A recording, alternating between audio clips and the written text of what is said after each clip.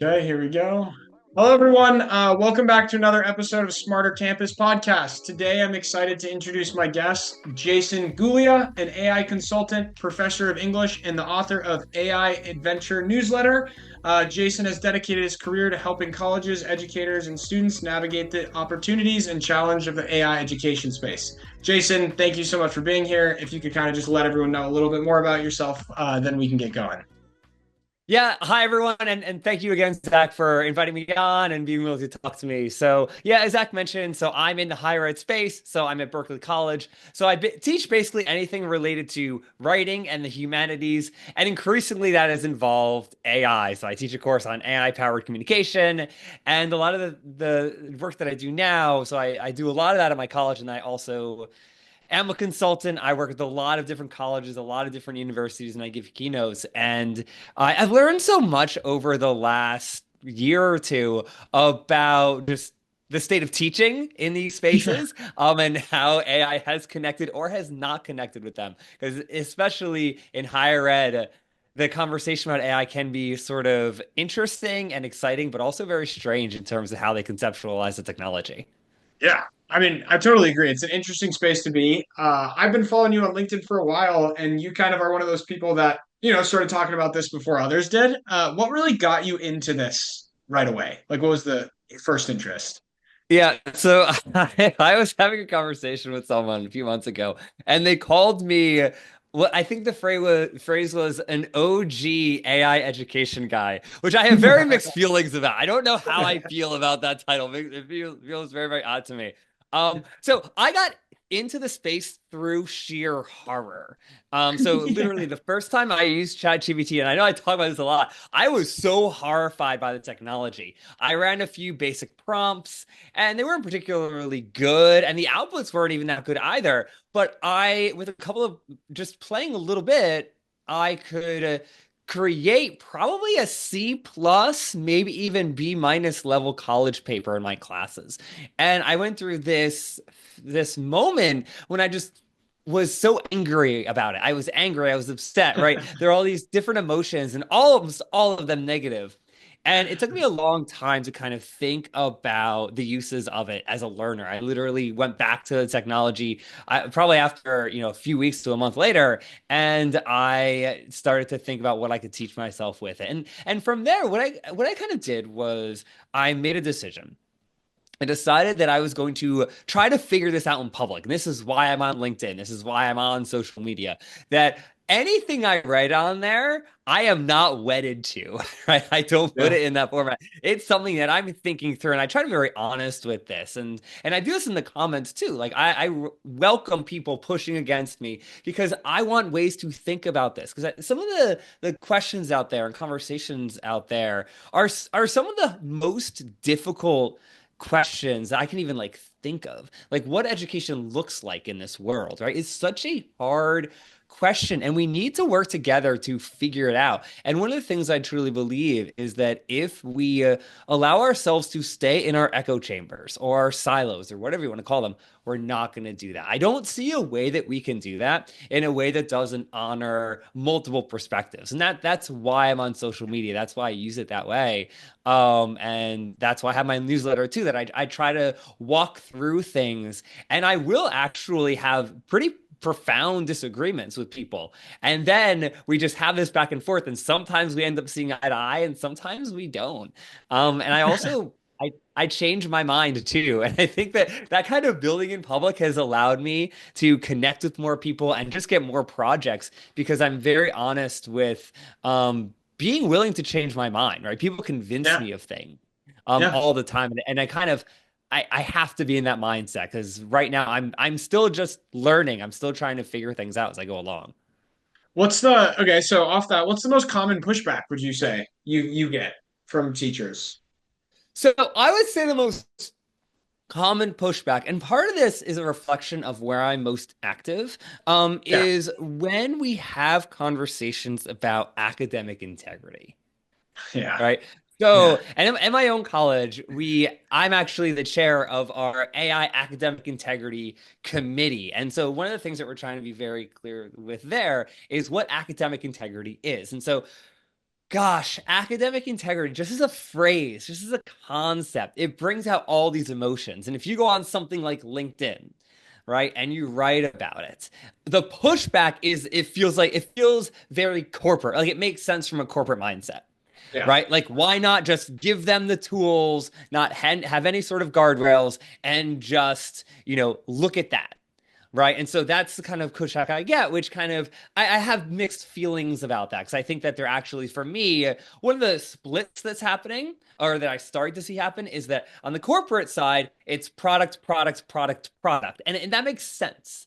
Right, that makes perfect logical sense. And it's all about, Yeah. can an employee create the best thing, and can AI help them with that? Right, college and myself and many of us are moving in another direction for school. It's process, process, process, right? How can we teach the process, walk students through that? And that's where we really actually do need academic integrity in some ways. Now, how you talk about that can be very different. And so when I talk about academic integrity on LinkedIn, I get a very particular kind of pushback. Now, what's interesting is that when I put it on Blue Sky, I get the opposite kind of pushback, right? So, in many ways, one of the things that's happened as, I am someone who tries to navigate these different spaces, and I talk to a lot of people in industry, and obviously a lot of people in academia and a lot of people in the K-12 space. I've started to become a person without a country, right? A person Yeah. who's just like contemplating these different things. And you have one idea and you put it in one space and you get, reamed out for this, and another space you get reamed out for this. I think that's been helpful for me. And I think that's also one of the ways that I conceptualize my value, because I move between these spaces. And I'm not fully in one, fully in the other, but I try to combine them. But I would say whenever I mention academic integrity, I kind of feel those hairs bristle a little bit Yeah. because I know that it's a touchy space regardless of where you're approaching it from. Well, I just got on Blue Sky. I'm still a little Yeah. confused about what Blue Sky is or like where it came from. I'd love you to kind of touch on the fact that like you said, the different audiences. Like, what is the difference between Yep. LinkedIn and Blue Sky, and how do they like for someone listening? Why would someone want to go to Blue Sky to find AI education advice, right? So my answer is not going to be generalizable. It's very Yeah. much based off of my own network, and they overlap in quite a serious way. So I would say LinkedIn, a lot of the connections I have are not in the academic space. Right, they're really not. The vast majority of my connections are in non-academic industries, and so they're in industry, they're consultants, and everything else. And it also is a pretty broad span. And Blue Sky, at least my circle there, is very academic. They're almost always professors, they're almost in the higher ed space, or they're in the teaching space. And I don't think that's necessarily reflective of the platforms overall. But over the last few months, there's been a huge migration from Twitter, X, whatever you want to call it for various reasons, to Blue Sky. And Yeah. I think that's one of the reasons why my network is so higher ed based. And I basically stopped using Twitter a long time ago, for various reasons. I just don't find it a useful platform anymore. Actually, really, I never really found it to be a useful Yeah. platform. But I would say that those are kind of my two circles.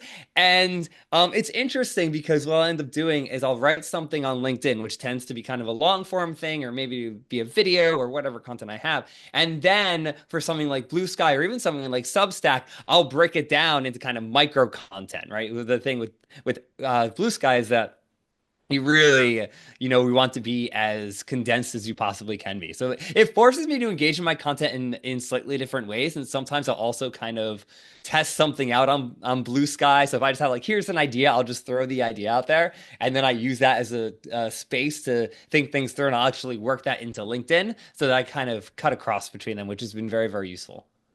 Yeah, I mean it's super interesting. I got on Blue Sky and I was like, oh my God, it's all teachers, and that was kind of nice for me. It was an interesting like community. But one thing I wanted to ask you about is like there's so many players in the game right now, right? ChatGPT, Anthropic, and I know you do your homework on all of them. So I'd kind of like your thoughts on where all of the big guys are at right now in the space.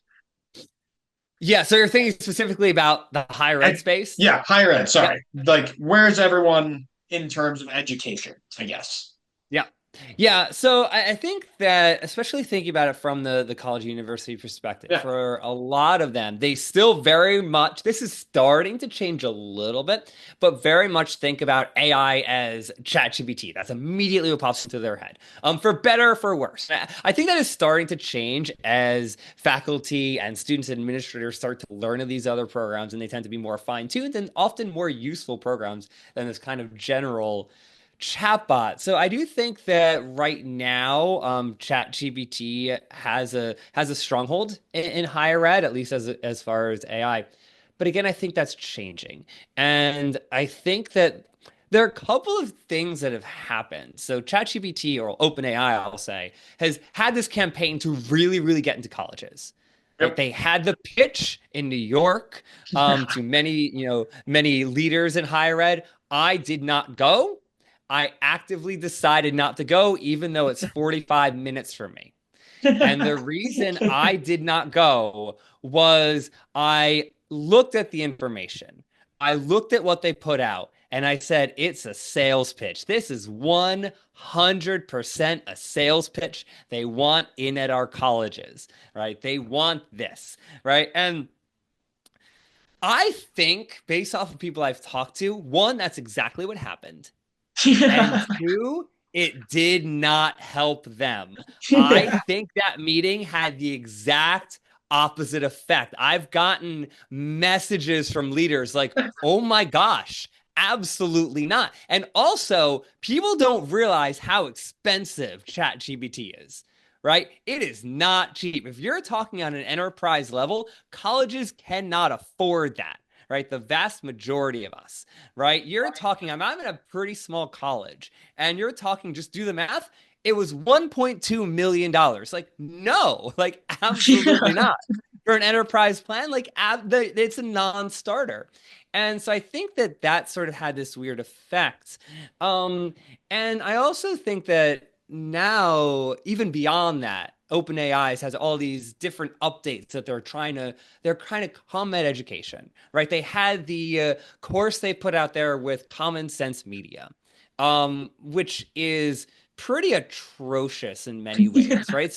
It's okay as a starting point, I guess, but it gets through a lot. It cuts past a lot of the actual usefulness of generative AI, and it focuses on really just kind of terrible use cases. And so I think that they're trying to figure out and get to the space, and I think they're fumbling. And I think that actually some of the use cases I'm now starting to hear, and this has really changed over the last couple of months, is less of a focus on something like ChatGPT. I'm actually hearing Perplexity mentioned much more Me in the too. AI space. I actually have a friend who, and I did not know she was doing this. She teaches a course on writing and research, which is our Comp 1 course. All of us teach it. And she has Perplexity built into the course.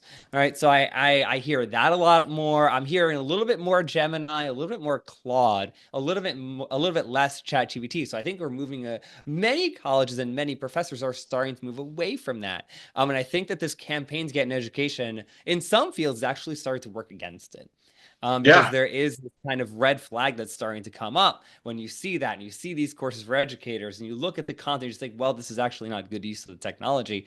And professors are smart, right? Faculty are Yeah. smart, right? Yeah. They're able to look at it, and I think that there's all this assumption that they're not figuring out prompting and stuff like that. Actually, a lot of them 100% get it, right? They totally Yeah. understand. They could totally Yeah. lean into this technology. They might not be for various reasons. So I think that, as a way to shorten my answer a little bit, it's getting more complicated. I think the field is getting more crowded in the higher ed space, where I'm seeing much less of a treatment of AI synonymous with ChatGPT, and we're now seeing more, especially research tools brought into the conversation. Yeah, I mean, I think it's just really funny. I think ChatGPT kind of just put a sour taste in teachers' mouths and almost Yeah. like, I mean, push back on me if I'm wrong on this. But what I would say is that like ChatGPT kind of made teachers look bad, if that makes sense. Like it made them feel like they didn't know something. And like you said, people forget that teachers are really, really, really, really intelligent people, like educators, professors, are so smart. It's like, yeah, they get it. They totally do get it. And people act like they don't. I just thought that was a funny point that you made. Uh, what would you say that those teachers themselves are like looking for, right? I think that many consultants hit a wall. So when ChatGPT came out and you had all these consultants who are trying to work at schools, work in colleges, and I'll kind of put myself in this group to a certain extent too, but a lot of it is based off of efficiency. That was the first Yeah. thing we thought professors would want. Professors want to be more efficient. They want to do this, this, this, and this. And one of the things that I quickly learned, and this makes sense to me, is that there's actually not a huge call for that. Right? Many professors are not super interested in that, right? It's kind of interesting. It's a good way to get in the door, but in order to really, I think, have, gain the interest of a faculty member, it has to be on the level of effectiveness. It has to be, Yeah. how can you create a better learning experience for your students? I think that is it's a different level. And I think that for many of us, the efficiency gains that we get with something like ChatGPT or any AI program, they automatically come. I won't say a red flag, I'll say a yellow flag. So anytime now, so many of us are tired of hearing them. AI grading platforms, right? It will do the grading for you, right? Automatically a yellow, for some of us, a red flag. We do not want that. Ask students, they do not want it. They do not want to be evaluated by a bot, right? That kind of works against why they're there. And so we used to hear a lot about that. We used to hear a lot about AI generated lesson plans, Yeah. right? And Yeah. one of the things I brought to many people's attention, which they did not know, most professors do not use lesson plans.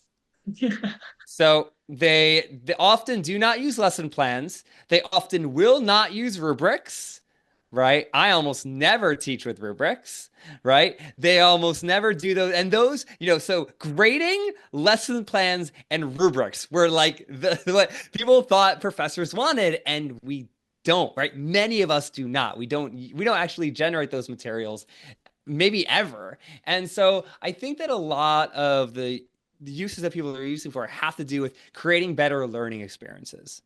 Right. So Yeah. one of the big use cases, which I have not seen anyone fill well, is one of the big capabilities I think for AI is going to be improving asynchronous courses.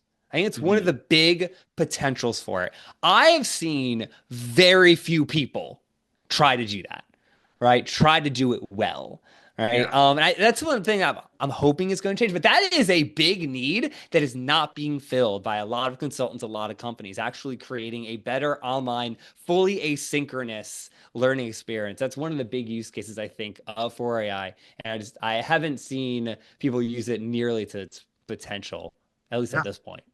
I mean, Jason, I try to keep these things short, like I said, so we're gonna wrap it up. We're gonna have to do another episode sometime because I can talk all day about this stuff. So it's so interesting to hear your perspectives. And I think it's so cool how it's changed, right? And I think you acknowledge that in a really, you know, nice manner. And I think it makes the space more welcoming for people. And because it's true, it's like tomorrow something could come out that could completely flip all of this on our heads. And it's like we need to acknowledge, right? Like, Yeah, yeah, yeah, and and sorry, go ahead. no, you continue. Oh, and then there's the AI fatigue that comes along with that. Yeah. One of the things that I'm hoping is that over the next 6 months, we can start to decenter AI a little bit. It's taken up a Yeah. lot of oxygen, a lot of space in the higher ed community. That you go into a faculty meeting and AI automatically comes up, and someone already is there talking about it for half the meeting. And like, that's fine and that's useful, and we need that. It's kind of compensatory because we didn't talk about it for so long. But at a certain point, we do have to start to decenter it and really think about, in a little more holistic way, what we want our institutions to look like. So that's what I'm hoping. But there's a lot of AI fatigue, lethargy, whatever you want to call it, that faculty and institutions are feeling right now. Last question. This is my favorite one. What's your Yeah. favorite AI use case that is not in education? Mine is like cooking. I love to use it for cooking. It's a Oh funny my one. gosh, I don't even know. So uh Tough question, coming I up know. with Chris coming up with Christmas gifts. Um That's a good one. I Trying haven't to heard figure that. out. Yeah, like I try to so right now I'm actually in the midst of doing all my Amazon shopping. But I try to sometimes one of the ways I use ChatGPT is I bounce ideas off of it, like my kid likes this or interested in this. Like what are some things I should be thinking about? And especially if it's linked to the internet, it's much more effective because ChatGPT will sometimes make things up. But I use it to kind of brainstorm those and I try to think about something outside the box. Because my go-tos are to buy books, figures, right, toys, things like that, Yeah. which aren't bad, but I use AI to try to think of, a little bit more imaginatively about Christmas gifts. Well, that's awesome. Well, thank you so much, Jason, for being here. I really appreciate it. And everyone listening, we'll probably see you again next week. Thank you.